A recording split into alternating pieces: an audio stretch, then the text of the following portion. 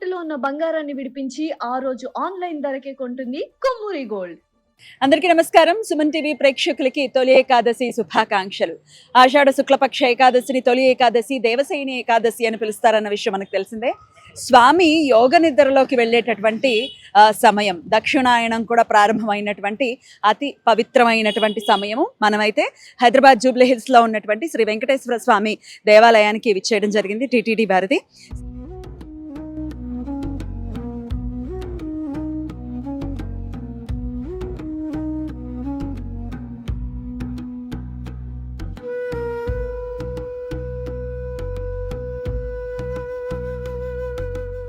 So చాలా చాలా వైభవంగా ఇక్కడ ఏర్పాట్లన్నీ కూడా చేసి ఉన్నారు. చాలా ఉధృతంగా భక్తులైతే చాలా మంది వచ్చారు. జన సంద్రోహం అని అంటారు కదా, ఆ లెవెల్లోనే వచ్చారు చాలా మంది కూడా. ఇంచుమించు తెల్లవారుజామున 3 నుంచి కూడా ఇక్కడ బారులు తీరారు జనాలు. సో మరి ఆషాఢ శుక్లపక్ష ఏకాదశి, తొలి ఏకాదశి. ఈ ఏకాదశిని పురస్కరించుకుని మరి స్వామివారి ఆరాధనలు ఇక్కడి నుంచి కూడా చాలా విశేషంగా ఉంటాయి. ఇక్కడి నుంచి ఈ 4 నెలలు కూడా చాలా చాలా పవిత్రమైనటువంటి మాసం. ఆషాఢ శుక్లపక్ష ఏకాదశి, తొలి ఏకాదశి. ఇక్కడి నుంచి స్వామి యోగ నిద్రలోకి వెళ్తారు. కార్తీక శుక్లపక్ష ఏకాదశి రోజు, అంటే ఉద్దాన ఏకాదశి రోజు మళ్ళీ స్వామి మేల్కొంటారు. మరి ఈ 4 నెలల్ని చాతుర్మాస్య దీక్ష కూడా చేస్తూ ఉంటారు. ఈ 4 నెలలు అత్యంత పరమ పవిత్రమైనటువంటి సమయంగా కన్సిడర్ చేస్తారు. సో స్వామివారు యోగ నిద్రలో ఉంటారు. మరి ఇక్కడి నుంచి కూడా శ్రావణ మాసం, భాద్రపద మాసం, ఆశ్వయుజ మాసం, కార్తీక మాసం, ఈ 4 మాసాలు కూడా చాలా పవిత్రమైనటువంటి మాసాలు. మనకు కూడా శ్రావణ మాసం మొదలైంది అని అంటే ఎన్నో పండగలు, పబ్బాలు, చాలా చాలా ఆహ్లాదకరంగా ఉండేటటువంటి సమయం ఇక మొదలవుతుంది. స్వామి యోగ నిద్రలో ఉన్నారు అని అంటే మనం కూడా స్వామి ఆరాధనలో విశేషంగా ఉండాలి. ఆయనకి నిద్రపోవడం, లేవటం ఇవన్నీ ఏమి ఉండవు. ఆయన ధ్యానంలో ఉంటారు విశేషంగా. సో ఆయన దృష్టి ఇంకా ఎక్కువ కేంద్రీకృతం చేస్తారు భక్తుల మీద అని చెప్పడంలో ఎటువంటి అతిశయోక్తి లేదు. చాలా పెద్ద సంఖ్యలో కూడా భక్తులు ఇక్కడ స్వామివారి దర్శనం కోసం వేచి ఉన్నారు. సంవత్సరంలో వచ్చేటటువంటి 24 ఏకాదశులు కూడా చాలా చాలా విశిష్టమైన ఏకాదశులు ఖచ్చితంగా. అయితే 2 ఏకాదశులను మాత్రం ఎటువంటి పరిస్థితుల్లో భక్తులు వదులుకోరు. అటు ముక్కోటి ఏకాదశిని, ఈ తొలి ఏకాదశిని, ఈ 2 ఏకాదశులు కూడా చాలా విశేషవంతమైనటువంటి ఏకాదశులు. మరి దక్షిణాయన పుణ్యకాలం కూడా ప్రారంభమైనటువంటి ఈ సమయాన్ని పురస్కరించుకుని స్వామివారి దర్శనాన్ని ఒక్కసారి చేసుకుని స్వామి అనుగ్రహాన్ని పరిపూర్ణంగా పొందాలి అని చెప్పి భక్తులందరూ కూడా చాలా తెల్లవారుజామున 3 నుంచి ఇక్కడ ఉన్నామని చెప్పేవాళ్ళు కూడా ఉన్నారు. పెద్ద సంఖ్యలో స్వామివారి దర్శనాన్ని చేసుకుంటున్నారు. మరి చూద్దాం, అలాగే స్వామివారి దర్శనం కూడా చేసుకుందాం. లోపలికి వెళ్దాం, స్వామివారి దర్శనం చేసుకునేటటువంటి ప్రయత్నం చేద్దాము. జనాలైతే చాలా చాలా మంది వచ్చారు. సో ఆబ్వియస్గా మనం టీటీడీ ఆధ్వర్యంలో ఉన్నటువంటి టీటీడీ తిరుమల వెంకటేశ్వర స్వామికి సంబంధించినటువంటి ఆలయం కాబట్టి లోపల ఎటువంటి పరిస్థితుల్లో మనం వెళ్ళలేము. కానీ గోవిందనామ స్మరణ మనం వింటూ ఉన్నాము. భక్తులందరూ కూడా చాలా చాలా సంతోషంగా స్వామివారిని దర్శనం చేసుకున్నారు తొలి ఏకాదశిని పురస్కరించుకుని. మరి ఈ తొలి ఏకాదశి విశిష్టతను ఒక్కసారి తెలుసుకుందాము. ఈరోజు దేవసైని ఏకాదశి, ఈ ఏకాదశిని పద్మ ఏకాదశి అని, ఆషాఢ ఏకాదశి అని, హరిశయన ఏకాదశి అని, దేవపోది ఏకాదశి అని కూడా పిలుస్తారు. తెలుగు ప్రజలు తొలి ఏకాదశి పేరుతో ఈ పండుగను జరుపుకుంటారు. భవిష్యోత్తర పురాణం ప్రకారం బ్రహ్మదేవుడు నారద మహర్షికి ఈ ఏకాదశి ప్రాశస్త్యాన్ని వివరించాడుట. ఒక సందర్భంలో దేశంలో కొన్ని సంవత్సరాల పాటు కరువు కాటకాలు ఏర్పడ్డాయని, వర్షాలను ఎలా కురిపించాలో అర్థం కాక ఆ దేశ రాజుగారు మదన పడుతున్న సమయంలో అంగిరస మహాముని ఆ రాజుగారిని ఈ ఏకాదశి వ్రతాన్ని ఆచరించమని సలహా ఇచ్చారుట. రాజుగారు ఈ వ్రతం ఆచరించడంతో విష్ణుమూర్తి కృపతో దేశంలో వర్షాలు పడి కరువు కాటకాలు తొలగిపోయాయని కథనం. ఈ ఏకాదశి రోజు విష్ణుమూర్తి క్షీరసాగరంలో ఆదిశేషుడిపై నిద్రకు ఉపక్రమిస్తారు అని ఈ ఏకాదశికి దేవసేని ఏకాదశి అని పేరు వచ్చింది. ఈ ఏకాదశి రోజు నిద్రకు ఉపక్రమించిన విష్ణుమూర్తి 4 నెలల పాటు నిద్రావస్థలో ఉండి కార్తీక శుక్లపక్ష ఏకాదశి, దానిని ఉద్దాన ఏకాదశి, దేవ ఉత్తన ఏకాదశి అని కూడా పిలుస్తారు. ఆ రోజున మేలుకుంటారు అని పురాణ కథనం. అందువలన ఈ 4 నెలలు వర్షాకాలంలో భక్తులు ప్రత్యేక దీక్ష చేస్తారు. దీనినే చాతుర్మాస్య దీక్ష అని అంటారు. ఈ రోజు నుండి చాతుర్మాస్య వ్రతం ఆరంభమవుతుంది. ఈ రోజు భక్తులు రోజంతా ఉపవాసం ఉండి సత్యనారాయణ స్వామి వ్రతం ఆచరిస్తారు. ఈ రోజు ఉపవాసం ఉన్న వారికి పారణ సమయం రేపు సూర్యోదయం నుండి ఉదయం 8:29 వరకు ఉంటుంది. రేపటి నుండి శాఖావర్జం ప్రారంభమవుతున్న కారణంగా పారణ భోజనంలో కూరగాయలతో చేసిన వంటకాలు తినకూడదు. కేవలం పప్పు పెరుగుతో చేసిన పదార్థాలను మాత్రమే పారణ భోజనంలో వినియోగించాలి. అంటే చాతుర్మాస్య దీక్షలో ఉన్న వాళ్ళు మాత్రము ఈ కూరగాయలను తినరన్నమాట. అంటే ఈ 4 నెలలు కూడా ఒక్కొక్క నెల ఒక్కొక్క పదార్థాన్ని మనం త్యజించాల్సి వస్తుంది. ఒక నెల కూరగాయల్ని త్యజిస్తే ఒక నెల పాలు, ఒక నెల పెరుగు, ఇలా అన్నమాట. 4 నెలలు కూడా చాలా అత్యంత భక్తి శ్రద్ధలతో చాతుర్మాస్య దీక్షని చేస్తూ ఉంటారు, గృహస్థులు చేస్తారు. అలాగే పీఠాధిపతులైతే చాలా చాలా విశేషంగా మనందరి రక్షణార్థం వారు ఎన్నెన్నో దీక్షలు చేస్తూ ఉంటారు. అందులో చాతుర్మాస్య దీక్ష ఒకటని ఖచ్చితంగా చెప్పుకోవచ్చు. అలాగే ఈ రోజుకున్నటువంటి విశేషం గురించి ఇంకా కొన్ని విశేషాలు ఉన్నాయి, అవేంటో తెలుసుకుందాం. దక్షిణాయన పుణ్యకాలం ప్రారంభమైనటువంటి ఈ సమయం, మిథున రాశిలో నుండి సూర్యుడు కర్కాటక రాశిలోకి ప్రవేశించే ఈ సంధి సమయంలో ఈ తొలి ఏకాదశి వస్తుంది. తొలి ఏకాదశి నాడు స్వామివారిని దర్శించుకోవటం అంటే అంతకంటే పరమ పవిత్రమైనటువంటి ఆరాధన ఇంకొకటి ఉండదని ఖచ్చితంగా చెప్పుకోవచ్చు. అందుకే ఇంతలాగా వేల సంఖ్యలో భక్తులు కూడా స్వామివారిని దర్శనం చేసుకోవాలి అని అనుకుంటున్నారు. అయితే ఈ ఏకాదశి గురించి ఇంకొన్ని విశేషాలు ఉన్నాయి, అవేంటో తెలుసుకుందాం. ఇందాకే అనుకున్నట్టుగా శ్రీ మహావిష్ణువు పురాణాల ప్రకారం తొలి ఏకాదశి రోజున క్షీరసాగరంలో శేషతల్పంపై 4 నెలల పాటు యోగ నిద్ర అంటే దివ్య నిద్రలోకి వెళ్తారు.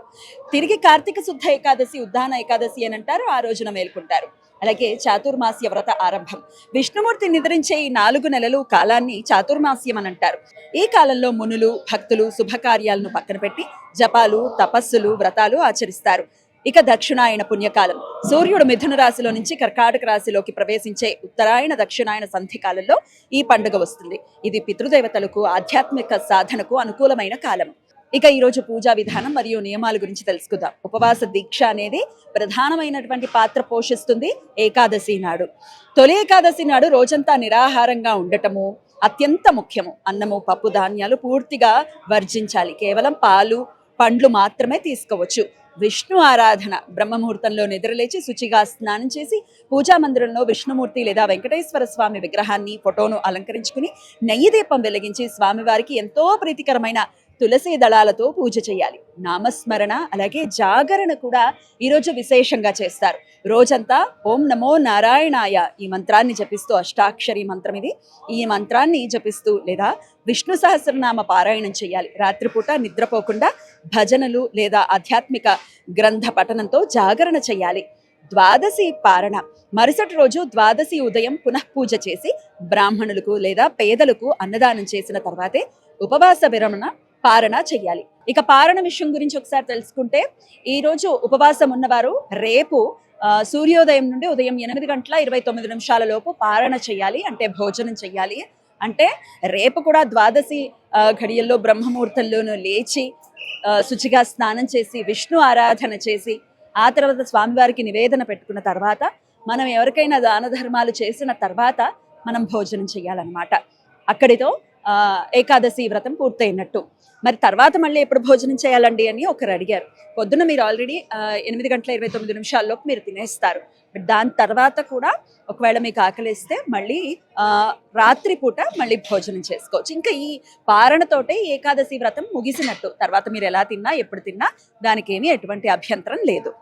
ఇక పేలాల పిండి ప్రసాదము శాస్త్రీయ ఆరోగ్య రహస్యం, దీని గురించి కూడా తెలుసుకుందాం.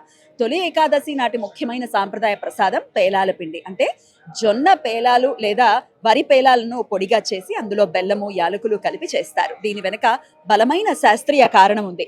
వాతావరణం మారే సంధి కాలం, అంటే గ్రీష్మ ఋతువు ముగిసి వర్షాకాల ఋతువు ప్రారంభమవుతుంది. ఇందువలన శరీరంలో రోగనిరోధక శక్తి తగ్గుతుంది. పేలాల పిండి శరీరానికి తక్షణ శక్తిని ఇవ్వటమే కాకుండా జీర్ణక్రియను మెరుగుపరుస్తుంది. వర్షాకాలంలో వచ్చే కఫ, వాత వికారాలను, ఉదర సంబంధిత సమస్యలను ఈ ప్రసాదం నివారిస్తుంది. అందుచేతనే ఈ ప్రసాదం ప్రత్యేకంగా స్వామివారికి పెట్టాలి అని అంటారు. ఇక స్వామివారికి దద్దోజనము అలాగే చక్కెర పొంగలి ఇవన్నీ కూడా స్వామివారికి ఎంతో ప్రియమైనటువంటివి. టిటిడిలో అయితే ఖచ్చితంగా ఇవి ఇచ్చేటటువంటి ప్రయత్నం చేస్తారు. ఖచ్చితంగా వాటిని కూడా చక్కగా స్వీకరించవచ్చు. అయితే ఏకాదశి ఉపవాసం ఉన్నవారు మాత్రం ఎటువంటి పరిస్థితుల్లో మజ్జిగ కానీ పెరుగు కానీ తీసుకోకూడదు. ఉపవాసం విరమణ అంటే రేపు ద్వాదశి పారణలో మాత్రం తీసుకోవచ్చు. అప్పటిదాకా అయితే మజ్జిగ పెరుగు లాంటివి తీసుకోవద్దు. పాలు మాత్రం తీసుకోవచ్చు.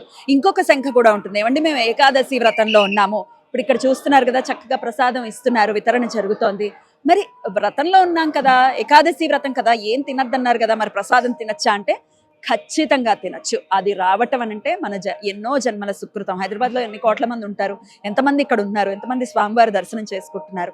ఆయన ప్రసాదం అనంటే ఆయన దివ్య ఆశీర్వాదం అని ఖచ్చితంగా అనుకోవచ్చు. ఇటువంటి శంకలు ఏం పెట్టుకోవద్దు. ఏకాదశి కదా, ఉపవాసం ఉండాలి, నేను తినకూడదు, దీని పక్కన పెట్టేస్తా, ఎవరి చేతిలో అయినా ఇచ్చేస్తా, ఇటువంటివి చేయొద్దు. చక్కగా స్వీకరణ చేయొచ్చు. ఆయన ప్రసాదం మనం సత్యనారాయణ స్వామి వ్రత కథల్లో కూడా వింటూ ఉంటాం. ప్రసాదం అనంటే స్వామే, ఖచ్చితంగా స్వీకరించవచ్చు. ఇటువంటి సంకలు ఏమీ పెట్టుకోకండి. ఏకాదశి వ్రతం ఎప్పుడు చేయాలి, ఎలాగా? ఇప్పుడు ముందు రోజేమో సుమారు 11 గంటల, నిన్న 11 గంటల నుంచి మొదలైపోయింది కదా, రోజంతా ఏకాదశి ఉంది కదా. ఇవాళ అంటే శనివారం ఉదయం 11 గంటల వరకే కదా ఏకాదశి ఉంది, మరి నిన్ననే చేసుకుంటే బాగుంటుంది కదా, ఎక్కువ సమయం ఉంది కదా అంటే అలా కాదు. ద్వాదశితో కూడిన ఏకాదశిని మనం ఆచరించాలి, దశమితో కూడిన ఏకాదశిని మనం ఆచరించకూడదు. ఏకాదశి తిథిని విష్ణుమూర్తిగా చెప్తారు, ద్వాదశి తిథిని లక్ష్మీదేవిగా చెప్తారు. ఈ 2 తిథులు కలిసి ఉన్న రోజునే మనం ఏకాదశి వ్రతాన్ని చెయ్యాలి. అలాగే సూర్యోదయం కూడా ఇక్కడ ప్రధానమైన పాత్ర పోషిస్తుంది. సూర్యోదయానికి ఏ తిథి ఉంటే ఆ తిథినే చెయ్యాలి. ఈ శుక్లపక్షంలో వచ్చేటటువంటి పండుగలన్నిటికీ కూడా సూర్యోదయం ప్రాధాన్యత.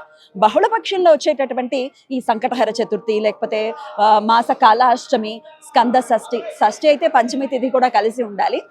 బహుళ పక్షంలో వచ్చేటటువంటి తిథులకి చంద్రోదయానికి రిలేట్ అయి ఉంటాయి అన్నమాట. ఇది శుక్లపక్షంలో వస్తుంది కాబట్టి సూర్యోదయానికి ఏ తిథి అయితే ఉంటుందో ఆ తిథిని మనం చూసుకోవాలి. ఈ రోజు సూర్యోదయానికి ఏకాదశి ఉంది, సో ఈ రోజే ఏకాదశి. చాలా మంది శుక్రవారమే ఏకాదశి అని శుక్రవారం చేసుకున్నారు, కాదు, శనివారమే ఏకాదశి. ఒకవేళ నిన్న చేసుకున్నా పర్వాలేదు, ఈ రోజు కూడా చేసుకోండి. అందుకే ఈ లైవ్ కూడా వస్తోంది కాబట్టి అయ్యో నిన్న చేసేసుకున్నామే అని అనుకోక్కర్లేదు, ఈ రోజు కూడా చేసుకోండి చక్కగా. శనివారంతో కూడి రావటం అని అంటే నిజంగా చాలా చాలా అదృష్టం అని చెప్పుకోవచ్చు. ఎందుకంటే తిరుమల శ్రీ వెంకటేశ్వర స్వామికి అత్యంత ప్రియమైనటువంటి రోజుగా శనివారం చెప్తారు. శుక్రవారం చాలా చాలా విశేష అర్చనలు స్వామివారికి చేస్తున్నప్పటికీ శనివారము స్వామివారికి ప్రత్యేకమైనటువంటి తోమాల సేవ మంగళవారాలు కూడా జరుగుతాయని నేను వినడం జరిగింది. అయితే శనివారం కూడా విశేషంగా చేస్తారు. సర్వాభరణ భూషితుడై స్వామివారి దర్శనం ఇస్తారట భక్తులకి. అందుకని శనివారం కూడా చాలా చాలా విశేషము. అక్కడ ఉన్నటువంటి తీర్థాలలో ప్రత్యేకమైనటువంటి జలాలతో శనివారం స్వామివారికి అభిషేకం జరుగుతుందిట. సో అందుకని ఖచ్చితంగా శనివారం అనంటే స్వామివారికి ఎంతో ప్రియమైనటువంటి వారంగా మనం భక్తుల నమ్మకము. శనివారంతో కూడి ఏకాదశి రావటం అనేది నిజంగా చాలా చాలా విశేషంగా భావిస్తూ మరి అందరూ కూడా తొలి ఏకాదశిని చాలా పరమ పవిత్రంగా జరుపుకోవాలి. చాలా ఆయన నామస్మరణలో ఈ ఏకాదశి అంతా మీకు గడవాలని మనస్ఫూర్తిగా కోరుకుంటూ విష్ణు సహస్రనామ పారాయణను మాత్రం ఎటువంటి పరిస్థితుల్లో వదులుకోకండి. విష్ణు సహస్రనామ పారాయణం చేస్తే వచ్చేటటువంటి ఫలితం అమోఘమైనటువంటిది. ఖచ్చితంగా విష్ణు సహస్రనామ పారాయణం అది రాదండి, చదవటం రాదంటే వినండి. ఖచ్చితంగా మెల్లిమెల్లిగా వింటూ ఉంటే వచ్చేస్తుంది. ఒకవేళ చదవటం ఇప్పుడు ఇవాళ చదివేసుకోవాలి అనుకుంటే శ్రీరామ రామ రామేతి, అంతకంటే నామం ఏముంది, ఈశ్వర ఉవాచ. సో శ్రీరామ రామ రామేతి రమే రామే మనోరమే సహస్రనామ తత్తుల్యం రామనామ వరానని. ఈ నామాన్ని నిరంతరం జపించండి. ఏదో గుడికి వచ్చేసాం, చూసేసాం, ఒకసారి చెప్పేసాం కాదు, ఈ రోజంతా చక్కగా వినియోగించుకోండి. స్వామి అనుగ్రహానికి పాత్రలవ్వండి. నమస్కారం.